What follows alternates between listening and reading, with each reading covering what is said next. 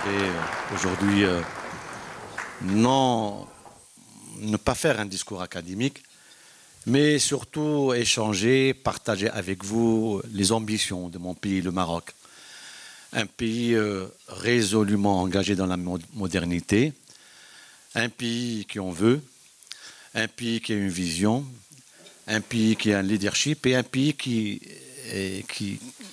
veut apporter une contribution, aussi modeste soit-elle, à ce débat dans une région, comme le dit le titre de la conférence, en ébullition, à la recherche de nouveaux paradigmes et paramètres. D'abord, merci Sidba de m'avoir invité. Merci à tous ceux et celles qui sont présentes aujourd'hui dans ce centre culturel marocain, un centre innovant, par son ambition de contribuer au rayonnement international du Maroc. Et je crois, tout à l'heure, Sidbar et Madame la Consul Générale le disaient, il s'agit de promouvoir un riche patrimoine culturel par rapport à un pays, qui est un pays ami, le Canada, où réside une importante communauté marocaine. Et je crois que ce qui est important aujourd'hui à travers ce centre culturel, c'est de renforcer le sentiment d'appartenance de notre communauté à cette identité forte culturelle marocaine. Je dirais dès le départ, d'abord nous sommes le 8 mars, une journée qui célèbre la femme. Donc je saisis comme tous mes amis, nos partenaires, cette occasion pour souhaiter une très joyeuse fête aux femmes présentes parmi nous.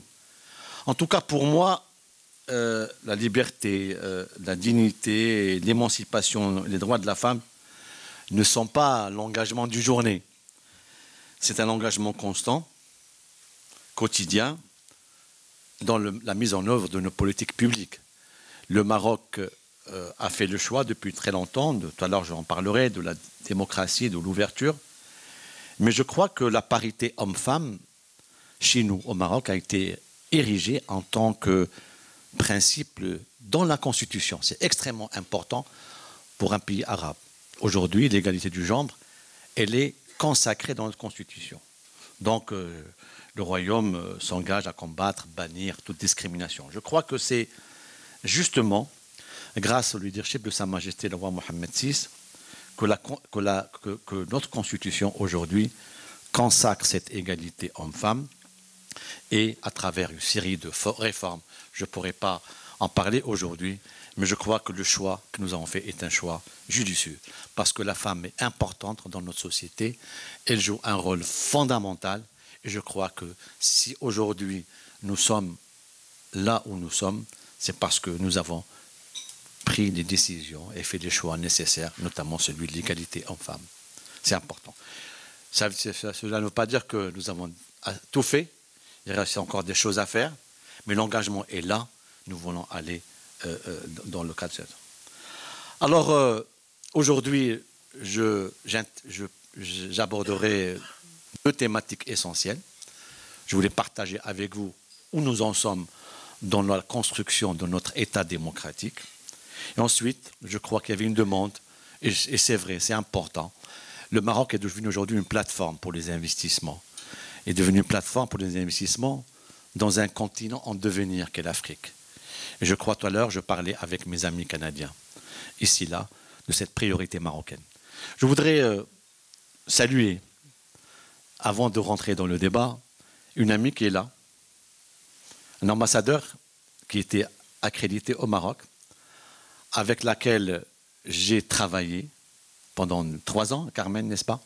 Carmen Sylvain, qui a vraiment initié cette forte relation stratégique entre le Maroc et le Canada. Bien sûr, il y a d'autres collègues qui sont venus après elle, mais en tout cas, elle nous a accompagnés pendant des longues années, et tout à l'heure on en parlera. Nous avons déjà initié pendant sa présence au Maroc la conclusion d'un accord de libre-échange qui n'est pas encore conclu pour les raisons que je développerai tout à l'heure. Mais en tout cas, Carmen, je voulais te saluer, te remercier pour l'engagement, le soutien et le travail combien important que nous avons réalisé ensemble. Alors, c'est quoi aujourd'hui ce Maroc? qui évolue de manière sereine, de manière lucide. Je crois que nous avons, et je le dis avec toute la modestie, nous avons pu construire au fil des années, lucidement, et dans la cohérence, qui est important, un modèle qui fonctionne aujourd'hui et qui nous permet de faire face et de répondre aux différents défis et aux expectatives des Marocains. Ce modèle a réussi parce que nous n'avons pas attendu le printemps arabe pour effectuer les changements, pour faire des réformes. Nous l'avons fait depuis très longtemps et parce qu'il y avait une demande qui était marocaine. Il y a une demande marocaine des populations marocaines, du peuple marocain, qui voulait travailler sous le leadership d'un monarque. Et c'est là la force du Maroc aujourd'hui. Nous avions une vision, nous avions un leadership et nous avions une approche et des instruments pour pouvoir réaliser tout ça. C'est une vision qui était anticipative et proactive du souverain Mohamed VI, et ce qui nous a permis aujourd'hui de construire un État démocratique tout en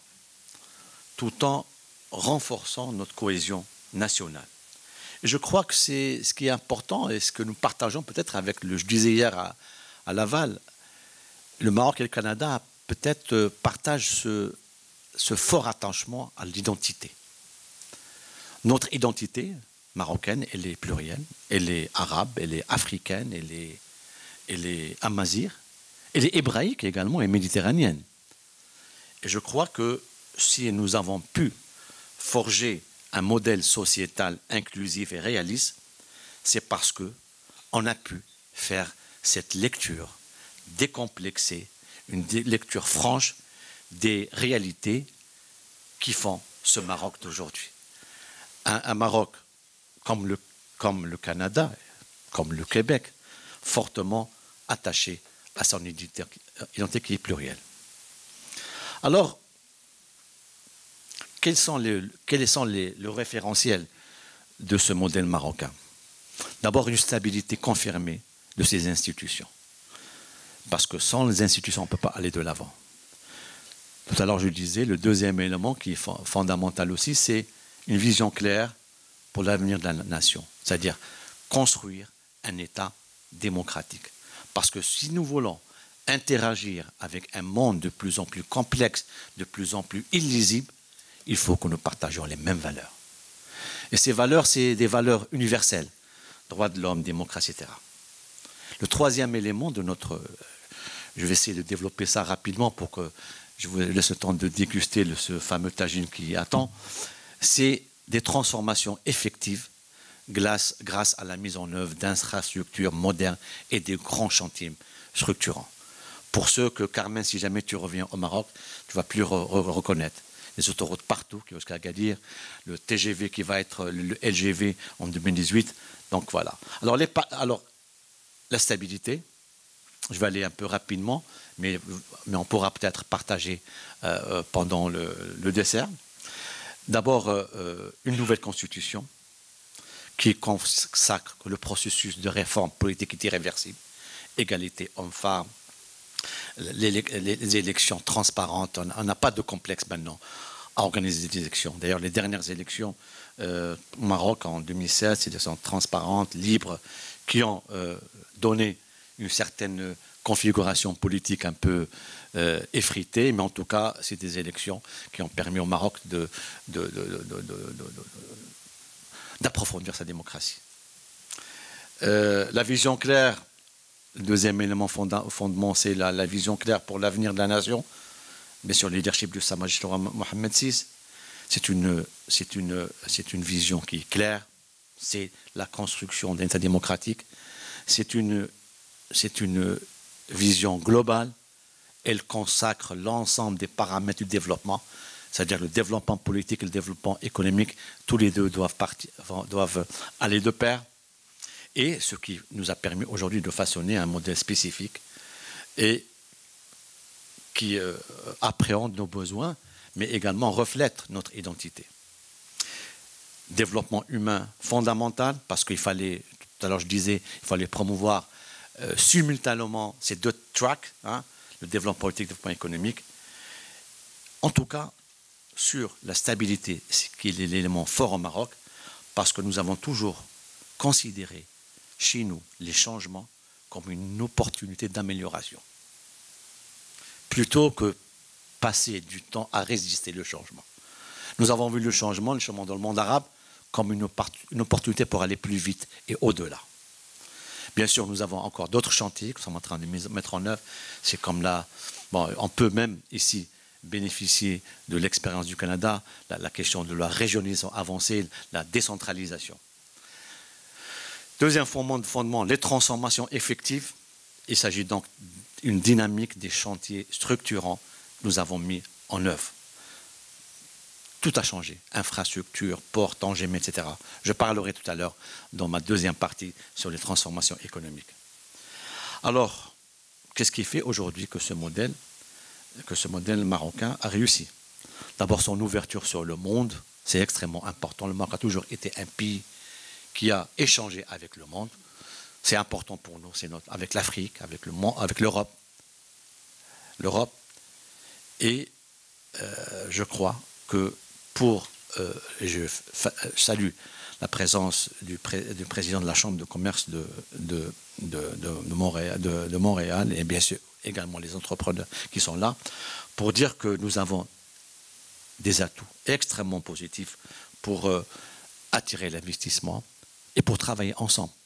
Parce qu'en fin de compte, ce qui est important, c'est de gagner ensemble. C'est partenariat gagnant-gagnant. Et à la fin de la journée, comme disent les Américains, at the end of the day, how much money do you make? C'est important. Et nous, c'est ça la philosophie, c'est ça la vision pour le partenariat. Alors, je disais, sur les atouts des transformations effectives, nous sommes le premier pays en Afrique du Nord en termes de qualité des infrastructures. Donc, pour attirer les investissements aujourd'hui, on a dû faire des investissements énormes. C'est un peu l'exemple du Canada. Nous sommes à 14 km de l'Europe. Le port de Tanger aujourd'hui, avec ses deux façades méditerranéennes et atlantiques, est le 7e grand port en Méditerranée. Donc, un véritable hub maritime. Parce que sans ce port-là, pour interagir avec ce monde, ce n'est pas possible. Mais aujourd'hui, c'est possible. On peut rallier Rotterdam en 3 jours, Seattle en 10 jours, etc. Au niveau des autoroutes, aujourd'hui, nous sommes avec un réseau autoroutier de 1800 km. C'est important pour un pays comme le Maroc. Et avec la mise en œuvre prochaine du LGV, c'est encore un atout supplémentaire. Casablanca, aujourd'hui, est un hub aérien sur l'Afrique. Nous avons plus de 30 vols quotidiens sur l'Afrique. Nous sommes la seule compagnie aujourd'hui qui peut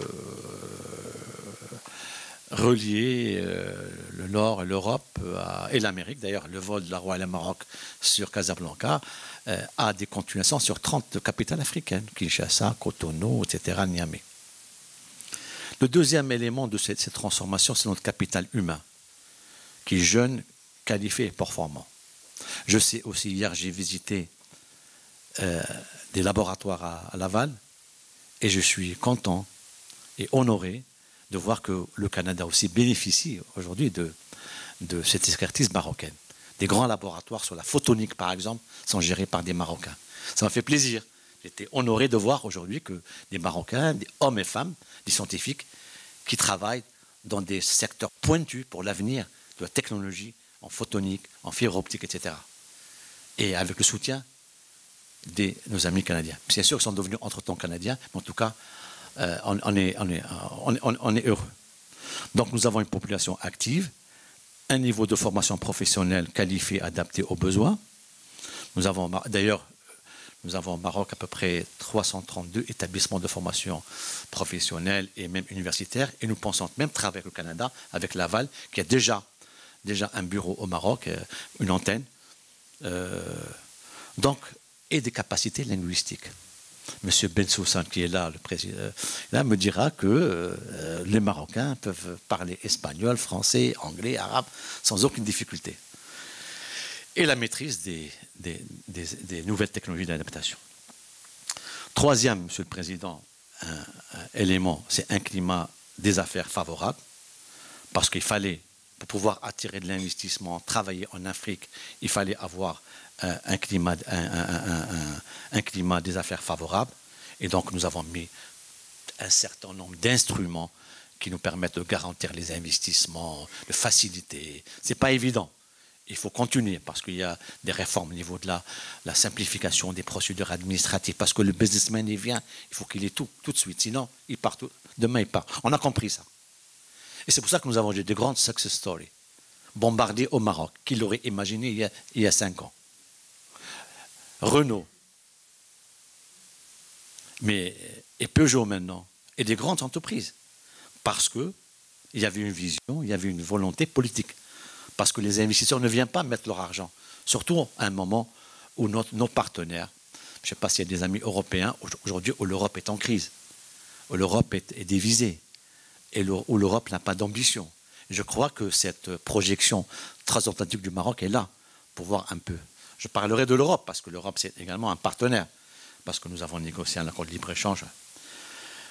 Troisième élément, quatrième, c'est les stratégies sectorielles ambitieuses. Il fallait qu'on ait des stratégies dans tous les secteurs, l'agriculture, l'offshoring, l'industrie, les métiers de l'aéronautique. Parce qu'aujourd'hui, il fallait innover, innovation. Il fallait investir. Nous avions les ressources humaines, la position géographique stratégique, mais il fallait également des stratégies ambitieuses pour encourager. Bombardier est aujourd'hui en train d'investir énormément au Maroc et de travailler sur des secteurs de pointe. Et je crois qu'il y a d'autres secteurs, comme l'agriculture également, et où il y a des performances importantes. Donc aujourd'hui, par exemple, l'automobile. J'ai des chiffres, mais je ne vais pas vous importuner avec beaucoup de chiffres. Mais ce qui est important chez nous, c'est que nous avons fait le choix de l'ouverture, le choix du partenariat. Et j'étais agréablement surpris de la réaction de nos amis canadiens lorsque nous avons vu le Maroc, un pays d'Afrique du Nord, qui abrite la COP22 après le sommet de Paris. Eh bien, pour nous, aujourd'hui, le secteur, ou là où vous êtes leader au Canada, le secteur des énergies renouvelables est un secteur extrêmement important. On a fait le choix au Maroc de l'énergie solaire. Nous avons la plus grande centrale solaire aujourd'hui. Et parce que nous avons compris, et grâce à une vision, c'est extrêmement important, nous avons compris que l'avenir, c'est les clean energy, c'est l'énergie propre, le solaire, etc. Et nous sommes en train d'investir tout seul avec des partenaires. Et nous avons voulu accompagner même le mouvement au niveau international en abritant la conférence de Marrakech, la COP22, après le sommet de Paris. Et Marrakech a été la continuation, c'est vrai, mais également où les décisions de Paris se sont cristallisées. Et nous sommes heureux d'avoir contribué. Cinquième élément, le Maroc, tout à l'heure je disais dans un aparté, constitue l'accès à un marché de plus d'1 milliard de consommateurs. Ce n'est pas uniquement le Maroc. On vous amène le Maroc, le monde arabe, l'Afrique et même l'Europe. Parce que notre modèle de développement, c'est essentiellement basé sur des partenariats stratégiques. Quand tu étais, Carmen, au Maroc, tu te rappelles, j'étais secrétaire général des Affaires étrangères, j'ai négocié. D'ailleurs, je félicite le Canada, ou le Québec, je crois, d'avoir signé un accord de libre-échange FTA avec l'Union européenne. Ce n'est pas évident, parce que l'Europe, c'est compliqué, c'est difficile. On a fait le choix d'avoir un statut avancé avec l'Europe. Ce n'est pas seulement une zone de libre-échange, mais c'est également une participation aux instances et aux programmes communautaires de l'Europe sans être membre de l'Union européenne. C'est un statut avancé. Donc nous avons une économie ouverte, libérale, ouverte sur son environnement, l'espace euro-méditerranéen, à travers l'accord avec l'Europe. l'espace transatlantique avec un accord avec les États-Unis, FTA. Malheureusement, pour le Canada, on n'a pas pu conclure, mais la volonté est là, parce que nous voulions un accord asymétrique avec... J'étais également négociateur de l'accord avec le Canada, mais dans les deux autres accords, il y avait des accompagnements financiers, et la tradition canadienne veut qu'il n'y a pas d'accompagnement financier. Vous voulez un accord libre, global, deep and comprehensive, approfondi et global. Mais en tout cas, on est toujours dans le track. Avec le monde arabe, nous avons un accord de libre-échange avec l'ensemble des pays du Golfe. Nous avons des relations privilégiées avec le Golfe et on peut travailler ensemble. Et on travaille ensemble avec les pays du Golfe dans le cadre d'une coopération triangulaire avec d'autres pays, avec la Turquie. Et enfin, avec l'Afrique. L'Afrique, je crois que ça, j'en parlerai peut-être, c'est un continent d'avenir. C'est le seul pôle de croissance aujourd'hui après l'Asie, où les pays sont en train de croître en 2 digits. C'est important. C'est une opportunité. Le Canada devrait travailler avec le Maroc. Vous devez saisir cette occasion parce que le Maroc connaît les modes opératoires. Il a les réseaux. Tout à l'heure, je parlais avec M. Leroy, c'est ça, qui était... Vous voyez, le Maroc est présent en Afrique aujourd'hui. C'est des success stories dans tous les domaines. Dans le domaine de la banque, dans le domaine des finances, dans le domaine de l'assurance, dans le domaine de télécommunications. Nous avons pu quand même acheter des compagnies, les mettre à niveau et ça marche. Je crois qu'aujourd'hui, avec le retour du Maroc à l'Union africaine, avec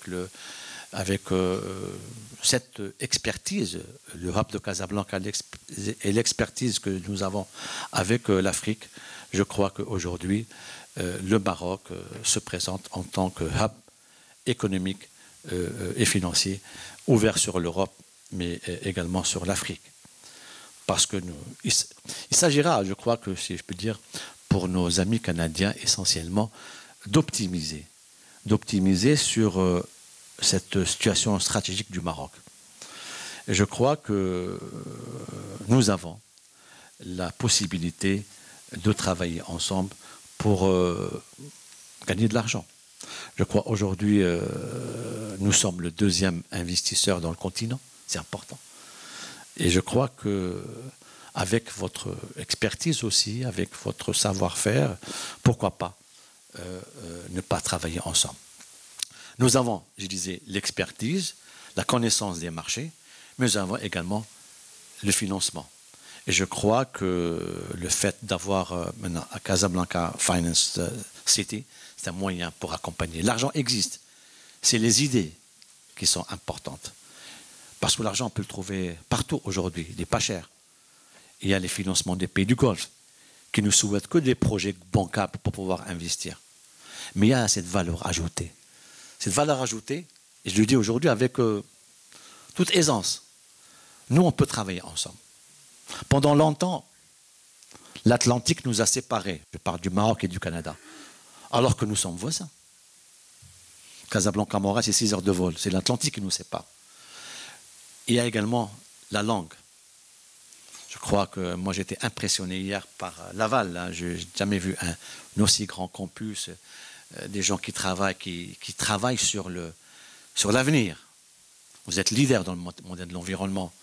Vous êtes leader dans les technologies de pointe. Vous êtes en train de travailler dans les laboratoires. Aujourd'hui, il s'agira de transformer l'essai. Ça veut dire que le travail dans les laboratoires doit être mise en œuvre dans la réalité, dans le terrain, à travers des projets. Je crois que c'est ça qui aujourd'hui nous permet d'avancer et d'aller au-delà. Vous avez pu remarquer que je n'ai pas parlé de ce complexe en ébullition. Vous le savez, le Moyen-Orient connaît des difficultés. Le Maghreb, la flamme du Maghreb s'est éteinte. Le Maroc construit sa démocratie. Il est fort de sa stabilité. Et ça n'a pas jamais été un frein. Au contraire, notre exemple aujourd'hui est utilisé ailleurs pour travailler sereinement et lucidement. Tout à l'heure, avant cette conférence, un de mes amis ou des collègues présents me posait la question sur la Tunisie. Je crois que, et on m'a posé la question aussi, les Tunisiens ont posé la question, que pourrait-on faire? Et j'ai dit, écoutez, le plus important, c'est chercher les compromis nécessaires. C'est de dialoguer, c'est de respecter l'autre. Comme ça, on puisse avancer. Je crois que aujourd'hui, si le Maroc a pu construire un État démocratique, et je ne veux pas dire que nous sommes les meilleurs, chacun a son tempo, chacun a son rythme, chacun a son identité, chacun a sa spécificité. Mais lorsque l'engagement politique est là pour construire une société sur la base de valeurs communes, on peut y arriver. Et on ne peut y arriver que par le dialogue. Qui dit dialogue, dit négociation. Qui dit négociation, dit compromis. Il faut faire des concessions. Je crois que c'est ça. C'est ça la vision qui a été imprimée au Maroc par Sa Majesté. Et heureusement que nous l'avons parce qu'il a pu fédérer le Maroc, les Marocains, autour de valeurs communes. Nous sommes fiers de notre appartenance à l'Afrique, nous sommes fiers de notre arabité, nous sommes fiers de notre judaïsme, et cela a été possible parce que nous avons pu faire une lecture décomplexée de la réalité d'aujourd'hui, tout en étant profondément attachés à notre identité. Voilà. Merci.